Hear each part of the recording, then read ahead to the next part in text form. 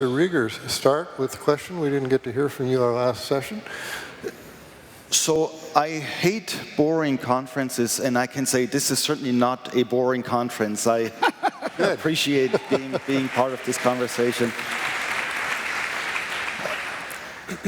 In response to my colleague, I must say I also agree on the importance of history. I think it's very important to talk about the sort of historical details, the sort of historical processes. In terms of the conversation that ideas enrich history, that's of course an older conversation between Karl Marx on the one hand and Hegel on the other hand, who argued the ideas piece.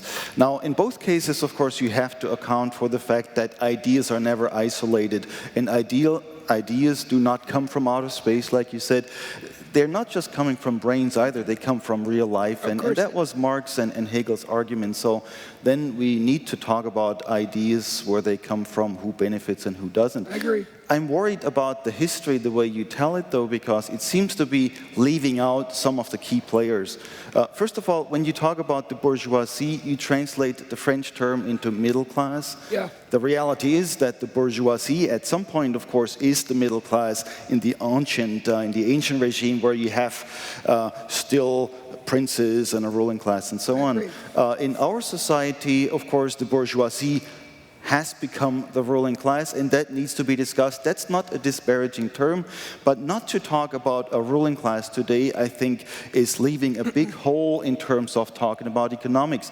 Then to assume that it is the government that's basically accumulating the most profit, that would be hard to argue in the United States, where the government, of course, is in deep debt, while at the same time, the wealth of certain individuals is growing. What we have to say, these are numbers, 60 individuals, or 62, between 60 and 70 individuals today own as much wealth as half of the world's population. About 10, 15 years ago, it was still 300 people plus who owned half of the world's wealth. Now that number is smaller. So what we need to talk about, I would suggest, and I would like to welcome your comments on it, what do we do? How do we talk about the ruling class? How do we talk about the top? How do we talk about what's happening above the middle class? Right. That's also a question for John List in terms of education. If we simply measure the American standard and we want to live up to that, that's one thing, but there are things happening at the top where we have the top educational systems in the world, where we have the brightest students, the greatest research done. That's way above anything that we're usually discussing. So first question, how do we talk about what's happening at the top and who benefits from that? My second question is... Oh, wait, maybe we better do it one by one, because I'm going to The second question is related. I'm going to forget what you said. Would you like me to forget what you said or answer? I'm sorry, I'll just briefly please. answer it. Yeah. The calculation you talk about is the Oxfam calculation. Oxfam is an English charity. And they point out, which is accurate, that in terms of assets, financial assets, ignoring human capital, by the way, which is the most important source of income in wealthy countries. But anyway, in terms of financial assets, this top 30, top 50, top 100, it doesn't much matter what it is, owns more than the bottom half, or equal to the bottom half. But that's the wrong calculation. Wealth is not what we need to be interested in.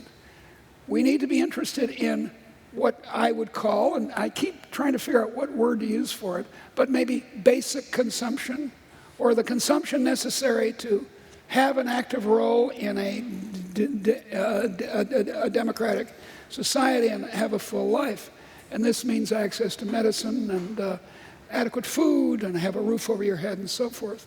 And that equality has increased in the world and in every country I can name over the last 2 centuries, over the last half century, over the last 30 years. So this hysteria, I'd have to call it, about inequality is misplaced. Now you'll hear it on the TV and in the newspaper, inequality, inequality, inequality. That's mistaken. But you're right about me neglecting the ruling class. I'm often accused, and I would have accused myself back in my Marxist days, of ignoring power. The history of class struggle is the history of all hitherto existing societies. But I think that a lot of these ideas were arguments within the elite. But I agree that that's a weak part of my argument. I'm not facing up to that enough. So those are your two major points. Now carry on. I mean, the main point about wealth, of course, is not simply the question of who has how much money, but who has the power. How does power flow? I know, that's Which right. direction does it flow? That is part of that conversation. That goes into your other point about power, and I'm prepared to admit that I don't talk much about power. So the other question then is, why would you want to deprive alternative forms of power that flow from the bottom up, say from the working class, from the labor movement? And that includes not just working people, that includes suffragists, that stood for women's votes, that includes abolitionism, that includes the civil rights movement. No doubt these movements made a difference. Here's what I'd say, that all those movements with which I totally approve, I'm a feminist, first wave, I'm afraid, but anyway, I'm a feminist.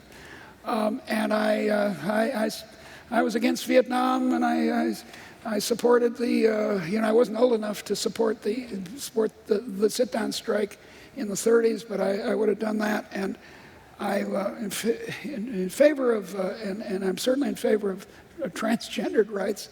I'm in favor of all of these, and I'm against slavery, and I want it to be eradicated. I want sexual slavery to stop, and we ought to go in and make it stop. Okay, good. Those are all liberal ideas. That's an extension of the idea that all men and women, dear, are created equal and are endowed by their Creator certain inalienable rights, which had become a cliche among advanced intellectuals in Europe by the time Thomas Jefferson, the driver of slaves, wrote it. But the Marxist line of my youth, no, that's not what's, look, I think we could confine it to the question of, working conditions. Is it essential that there be strong trade unions for there to be good working conditions? And I don't think so. I think good working conditions basically come out of increasing income that the workers have. And then I won't stand for deans at my university taking whips out and beating me. But, in fact, in the 18th century, beating employees was commonplace among free people. Among the minimum here, I think we would agree that it's not just ideas that ultimately drive history, it is movement that are embedded. I mean, that goes back to the French Revolution, the American Revolution. So in that sense, you cannot simply say it's people having great ideas. The liberal impulse here needs to be shaped up at the bottom. That's what I said, dear. That's what I said. But you're rewriting the agents. The agents I want to claim are the third book. Read the third book. And then you'll see. And read the first, which has a great deal of theology in it. Let me suggest you read My Christ and Empire, and then we talk again. I will. We'll make a deal. We'll make a deal. Look, and we haven't done that in this panel, and that's what's been so good about it these couple of days. We haven't engaged in talking past each other, and the main way you can talk past each other is to not read each other, or to put it another way, not listen to each other. So no, I'm listening to you, and I've agreed on the PowerPoint. You got it? Except not PowerPoint like this, but PowerPoint, the point about power. But PowerPoint, by the way, is an abomination. Even when it's handled very skillfully. But okay. So, yeah. Thank you. Let's take a question from our audience. Is crowdsourcing and crowdfunding the next iteration of people having a go to change the world? That's a wonderful thought. I think it's true. I think, what do they call it? The sharing economy is another one. Uber, Airbnb. Both of those to take advantage of the net, the World Wide Web, to trade information.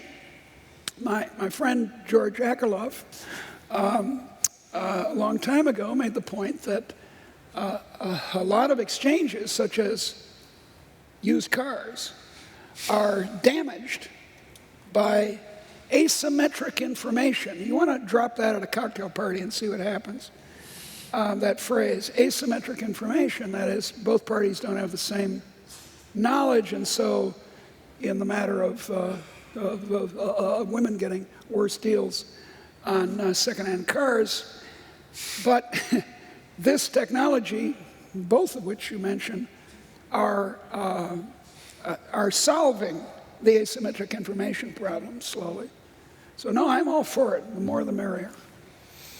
Okay, another question from our audience. So what happened or didn't happen in China that was responsible for its failure to capitalize? Well, what happened in China, and I'm not an expert on China, and the expert on China in this room will laugh at what I say, but it's the Ming Dynasty, and then it's the Qing Dynasty, which were both the Ming at the end of its rule in the 16th and early 17th century. It ended in 1644, was overthrown by the invaders from northeast of China, which became the Qing Dynasty. These were conservative. And to go back to this question about elites, what you allow, what the government or whoever it is who's got the power allows is often a matter of how secure or insecure the elite is. If the elite is very self-confident, as it was in Britain, for instance, interestingly, and doesn't fear a revolution from below much or invasion from abroad, which was seldom a problem in Britain, it can be sort of accommodating to the bourgeoisie or to inventors. Indeed, the English gentry, and indeed even its very tiny aristocracy, was notorious for engaging in mining coal. This man I mentioned, Matt Ridley, is the heir of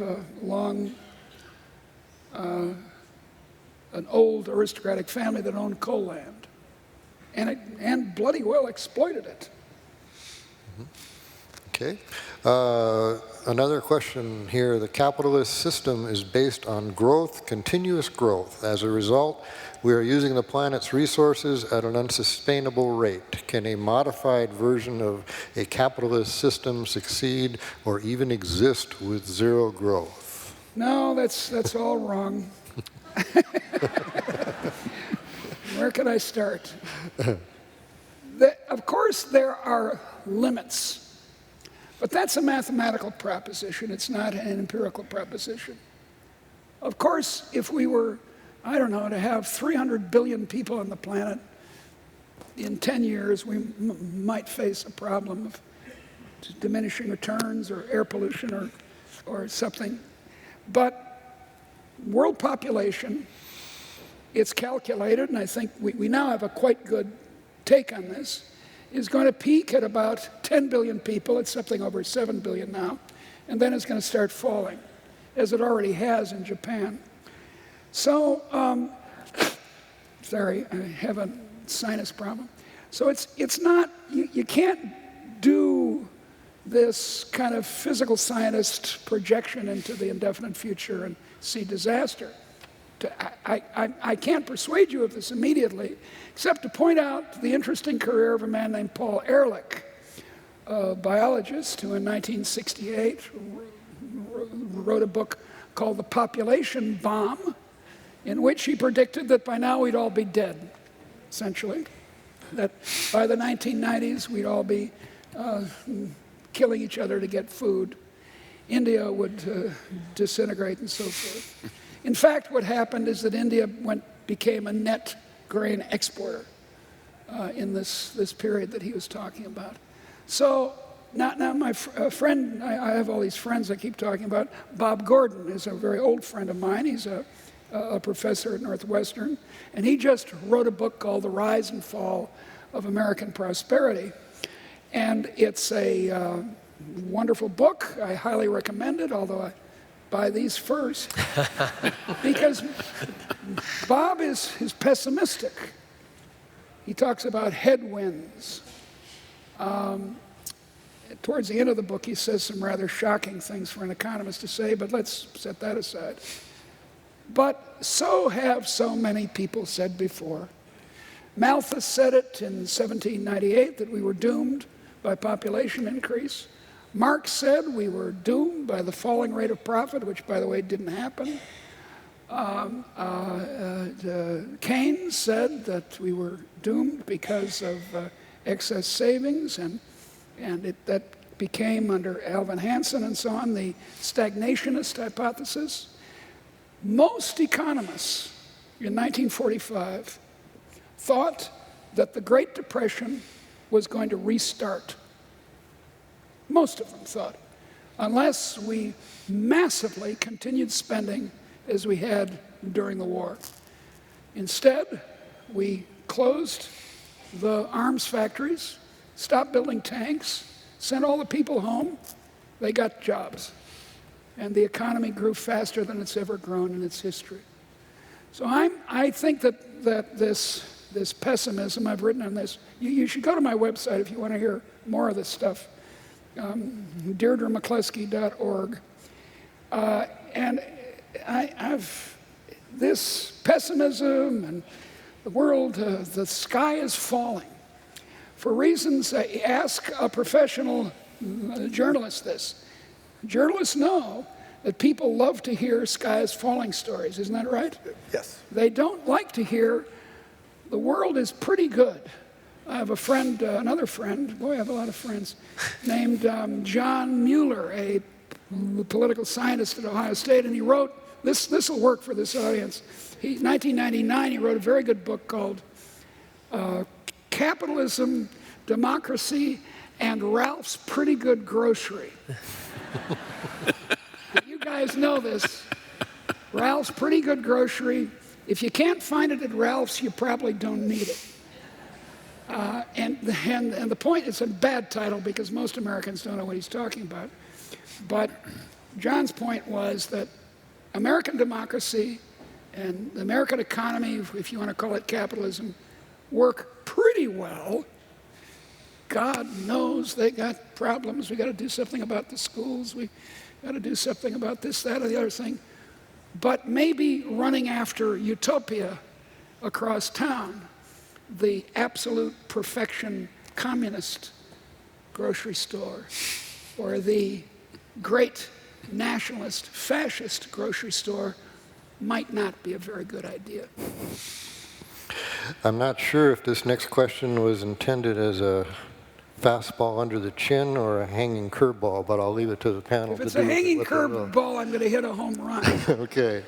It says, then, is the whole idea of economics redundant if invention and technology control the economy?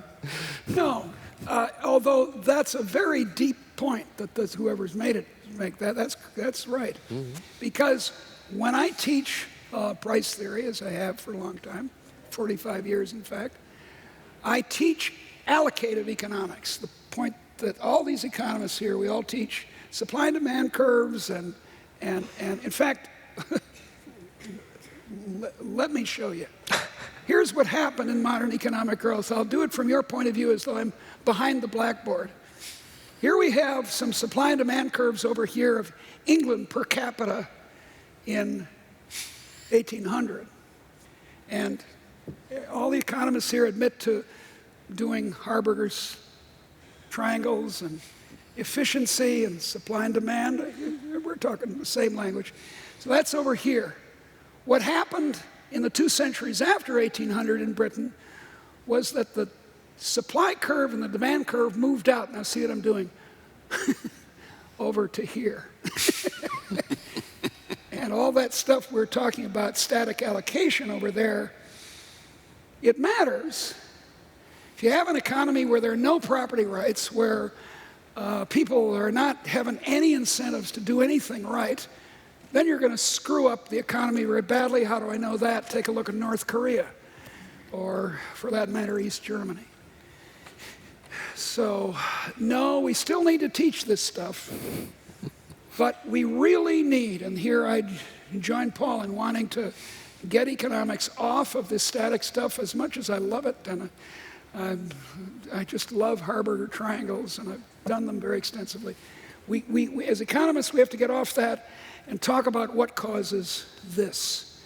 And growth theory, as it's called, isn't going to do it. Growth theory is capital, capital, capital in spades, redoubled and vulnerable. It's not to the point.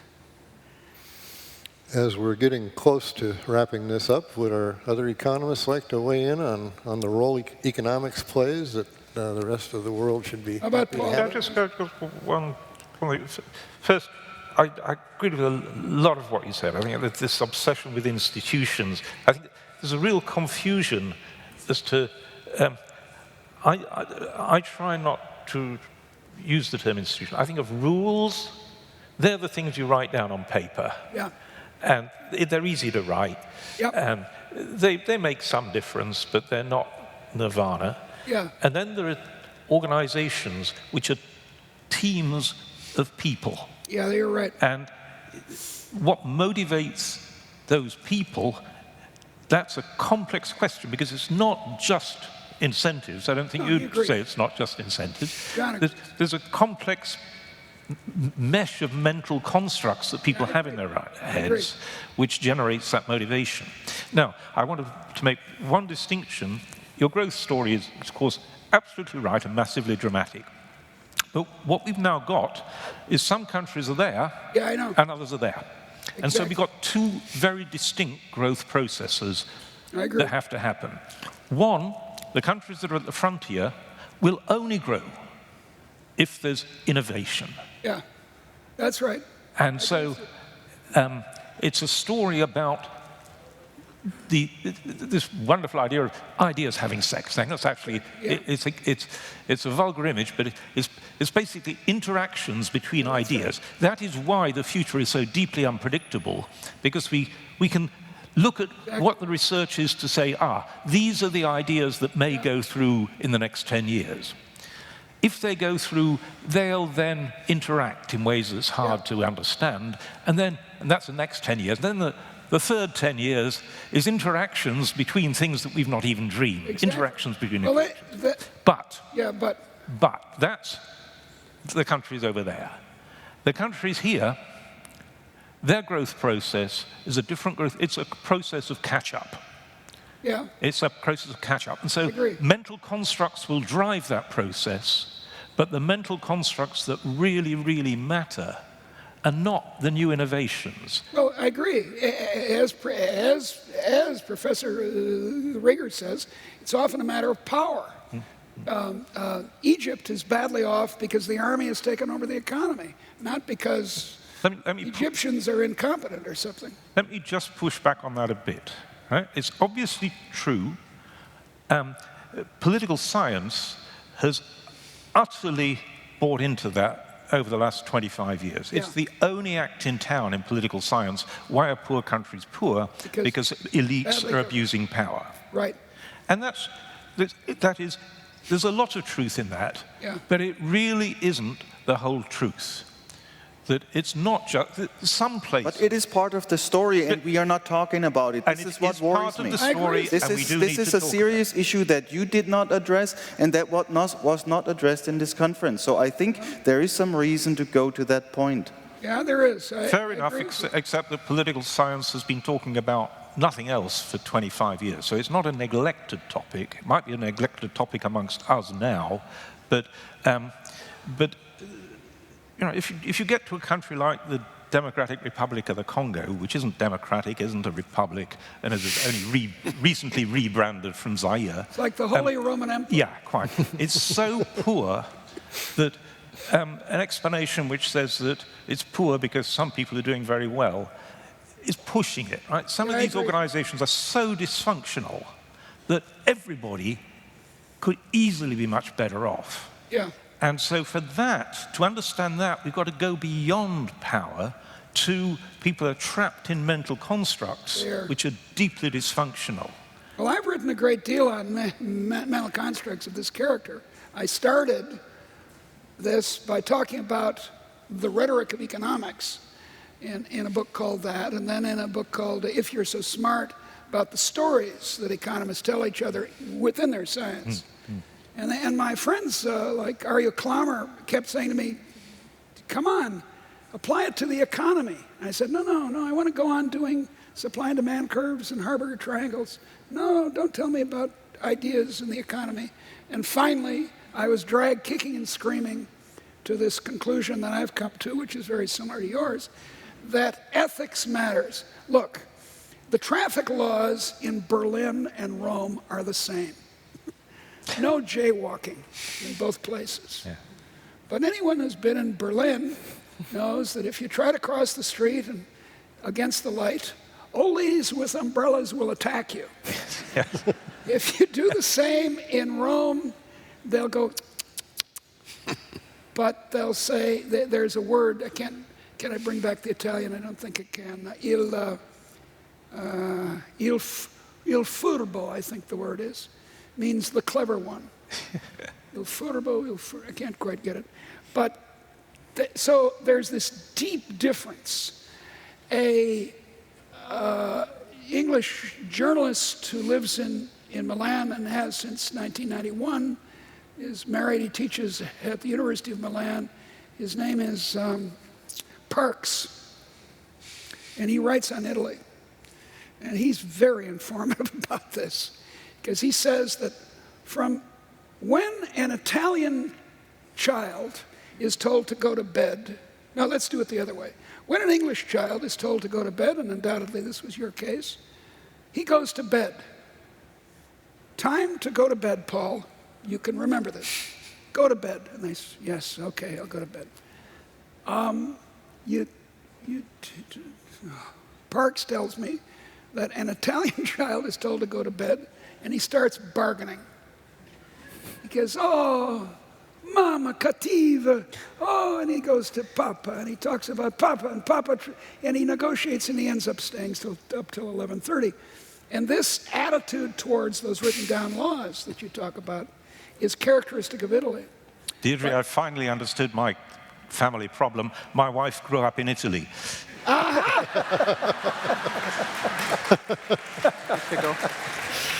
And I'm going to ask you all to be English, and we're going to put this to bed. So thank everyone very much for joining our conference. Tonight, if you are not attending the banquet, you can live stream Chris Farrell's talk at 7:30, correct? So thanks again, everyone. We look forward to seeing you again next year.